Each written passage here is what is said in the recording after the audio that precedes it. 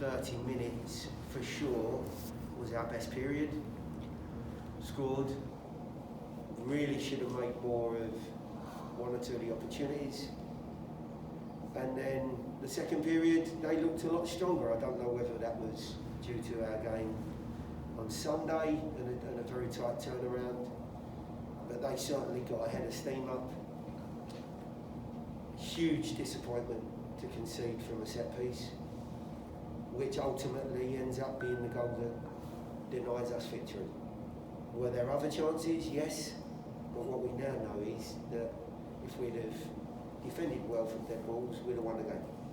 So frustration, but happy in a very, very tight game to stay unbeaten and to get 4 out of the last 6 points at home against 2 very good teams.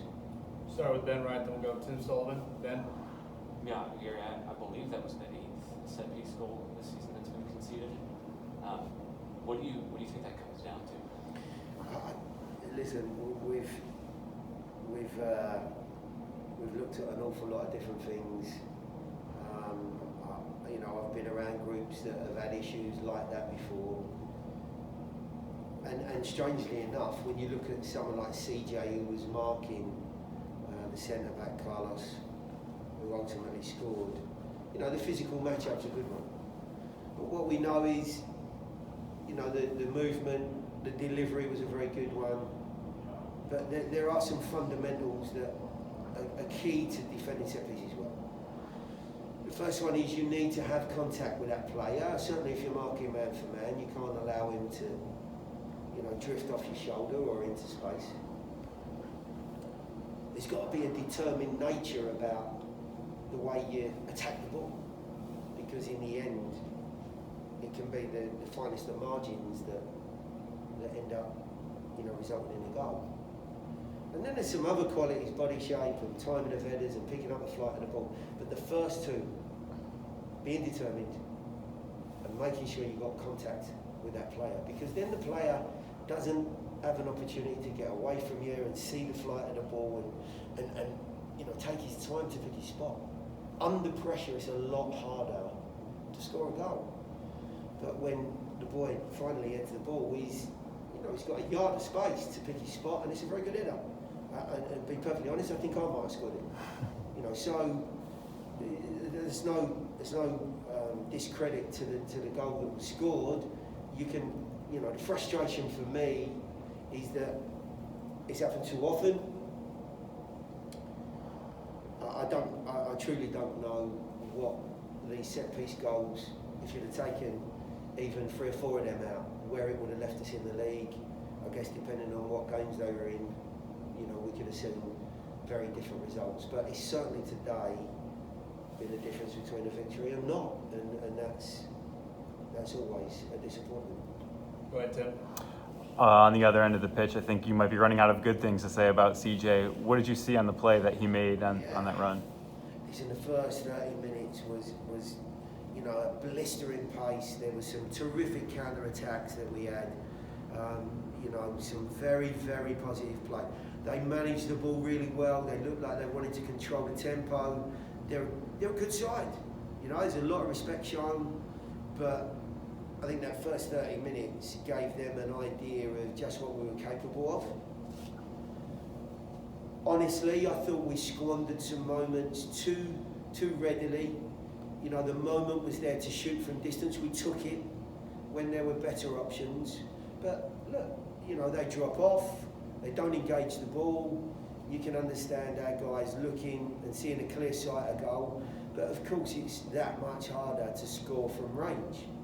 And I suspect they would have been very, very happy on 2 or 3 occasions that there wasn't another pass or another individual's brought into the game. So we missed our moment.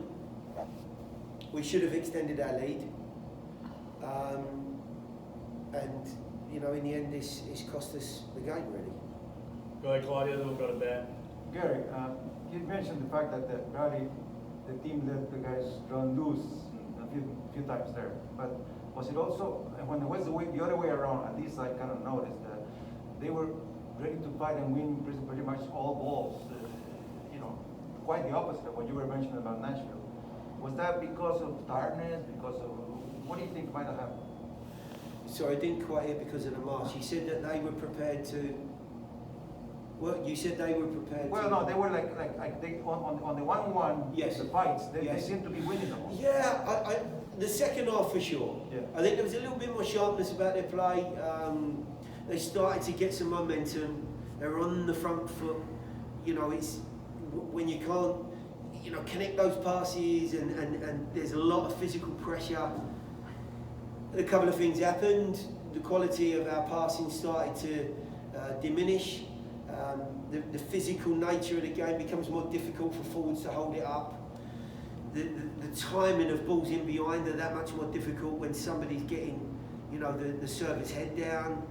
So there were numerous things that in the, you know, certainly in the first 30 minutes of the second half that they were better than us. Yeah, maybe some fatigue. I mean, look, you know, I looked around the league before we went out at some of the teams, and I've done it myself, of course, with some rotation. Some teams change 6-7 players, fresh legs. You know, we changed 2. You know, Dax was a more enforced one. He had a tight back from the weekend. But I just felt that the momentum that we had, the continuity that we had, the confidence in that front three was worth taking a chance with. And I've got to say right now, I think it was the right thing to do. We had the moments, we had our chances, we didn't take them. I guess he'll be saying the same thing in his press conference because Joe made a couple of very good saves. All in all, you know, maybe your point was the right result for the teams, but the frustration for us will be a set piece again. Go ahead, Ben. Yeah, second consecutive appearance off the bench for Daniel Rios. What has he showed in training to get back into the squad, and what are you hoping to see from him going? Well, we have a number of forwards, a real complement of players and riches, if you like, up front now. And I felt that the opportunity was there for Daniel and for Abu to be putting more pressure on the guys that had been playing. CJ's our stand-up forward. The guys I've just spoken about have shown tremendous attitudes. They look sharp. It's really a decision from my end to try and keep that front line inspired, on their toes. I don't want anyone resting on their laurels. And my hope is that for the guys that have not been included, it's not because I don't think that they have enough quality, but what certainly happens to any individual is form dips and peaks, and I want to keep that competition in the group. So I felt he deserved his opportunity. Ake's still working his way through some fitness. He looks terrific. He looks great in training, but in terms of a physical focal point, you know, Daniel's a very, very different player to Ake or Abu, and we've been at our best when we've had CJ yonder through the middle and guys working off of that individual. So, you know, Daniel's got his chance. I mean, look, I'm not sticking my neck out here. Daniel was our top scorer last year. The fact that he had a disappointing pre-season, was out for a long period of time, has meant that he's had to wait his chance because we've got a lot of players, a lot of forwards, a lot of creators. But he's a good pro, and he deserves this opportunity. And I have to be honest, in the brief moments that he's come on the field, I've been very, very happy with what he's given us. Last 2 questions. We'll go to Tim Sullivan, then we'll go on the Zoom to Davey Shepard. Tim, go ahead. You got 90 minutes out of Walker. What did you see out of him, and how did he feel after his first full outing since July? Yeah, there was a worry in my mind that maybe I might have pushed him too, or was going to push him too far. Again, he's a terrific professional. He looks after his body. He works hard. His rehab's been very, very good. But it is a big jump from 30 minutes, of course, to 90 minutes. I do think sometimes, you know, in that position as a centre back, and he reads the game so well that, you know, he can negate some of those serious recovery runs that you know might otherwise cause him a problem with, you know, an hamstring issue or did have. I thought he was terrific, absolutely terrific. You know, he oozes confidence, presence. I'm not sure he lost an header, was a threat at the other end. You know, 2 or 3 scrambles. And on other days, you know, we've been able to poke those in. And we'll keep going about our business. And some days it's your day, some days it's not. You know, I won't be too frustrated other than the set piece. I knew it was going to be a tough game. I knew it was a tough turnaround.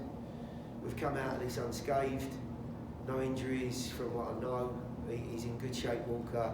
But, you know, you forget about Annabelle, who's been out for a good while with an hamstring injury as well, gets through 90 minutes. You know, Alistair's had an ankle problem, gets through 90 minutes. So there's a lot of good to come out of this. And we're in a good position. You know, there's still a lot of work to be done.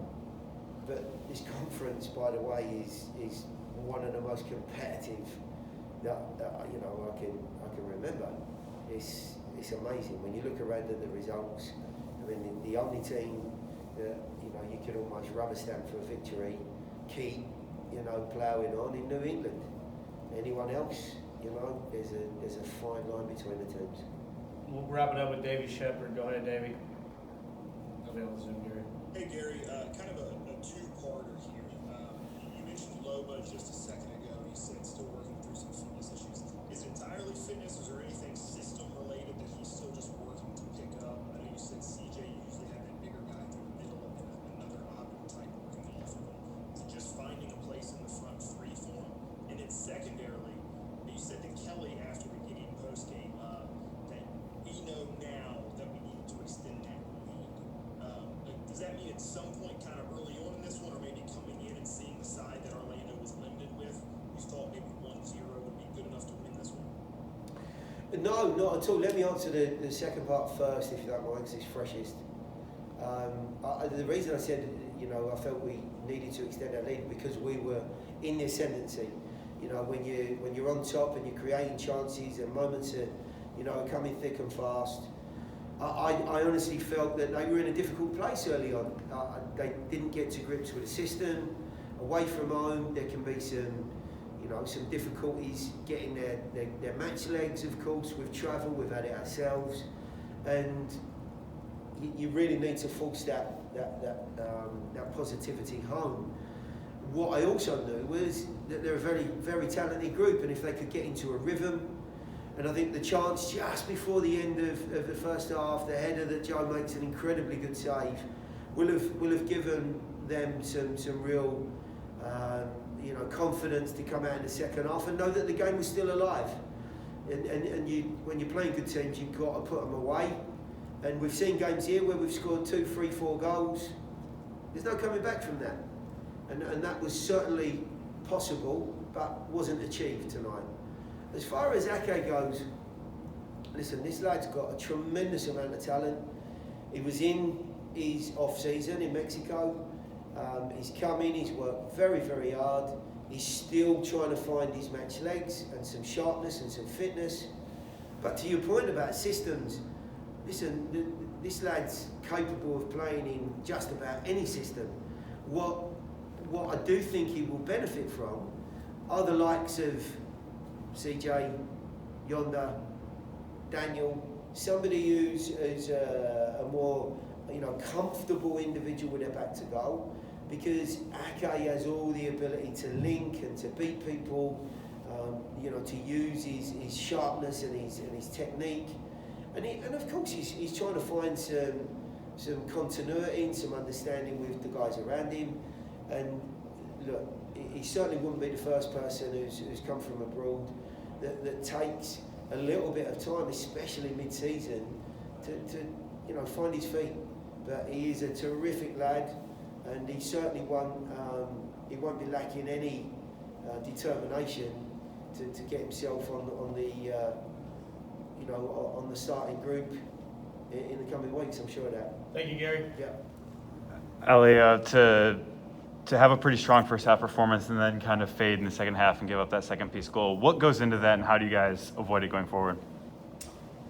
I think we're going to look back on it when I go over the game again. Honestly, I think the first half we had our chances for sure. Created probably some better chances than just looking at the expected goals here. There's no doubt about it that last kind of 20 minutes of that first half, we definitely created some stuff, and then we kind of fall into bad habits again throughout the season, just conceding set pieces, which is really uncharacteristic to us. But at the same time, if it keeps happening, it becomes a character trait of you guys. So it's something we really need to fix. And it's not something that we haven't been practicing. We look at it every day, we watch video on it, so it is just kind of a weird thing that we need to figure out. It's just mainly a mentality thing, just making sure that we're locked in. So that's been a bit frustrating, but just looking at these stats here, the XG 1.04 to 1.03, so a 1-1 draw, it probably isn't pretty fair when you look at it, but still I think we came out of that feeling a little hard done by just with the opportunities we had at the end of that first half. Go ahead, Ben.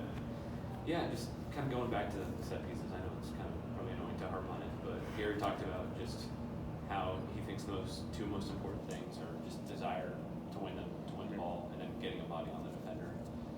What do you feel like is the difference between this year and last year, kind of in those aspects? Not to beat a dead horse with the set pieces either, but I do think it's almost been an evolution of our team. I think as you become a more talented group offensively, it's one of those things you kind of tune out a little bit, is that, last year we were struggling to score goals, so we really had to make sure it was our forte. And we knew as an expansion team coming in, if we really wanted to make it far in this league, we were really going to have to be just lights out defensively, and that meant every single moment tuned in. And I also think it comes down to our attacking players as well. We weren't necessarily lighting up the score sheet to the same degree. And then, so set pieces okay, defensively, if it's not going in at one end, I really got to make sure I'm doing my defensive work. Not to say they haven't been, because I think honestly we've been really good all around. But it's just been little mental lapses throughout the whole lineup. Starts with us at the back line, not leading that as well as we should. But I think that's probably the evolution. It's just, I wouldn't even say it's a complacency, but, we have been enjoying our football. Putting 5 goals on people, that's something in the national media they still can't believe Nashville SC is doing. So I think it's something like that, just a little bit of mentality, and I think Gary's spot on with that. It's just the desire. We've lacked that in certain moments, and, it's something that we really do need to fix. Claudia, then we'll go to Tim. Alistair, it looks like in the first half you guys were pretty much not dominating completely the game, but controlling it very well. And of course the opportunities were there, you didn't capitalize. But what happens in the second half, in those first 30 minutes, when it seems like something was turned off on you guys, besides the fact that they're a good team, Yeah, again, it's going to be one of those ones I'm going to have to look at, but you can definitely feel it on the field for sure. It just feels like that tilt in the field a little bit. All of a sudden, they're picking up more second balls. There's those 50-50 challenges. Instead, those bounces aren't going our way, they're going their way. So that's one of those ones and that's why we're so fortunate to be able to bring a guy like Dax off the bench. Guys who are experienced and have that kind of, that work rate and that knowledge in the middle to start, clean that mess up.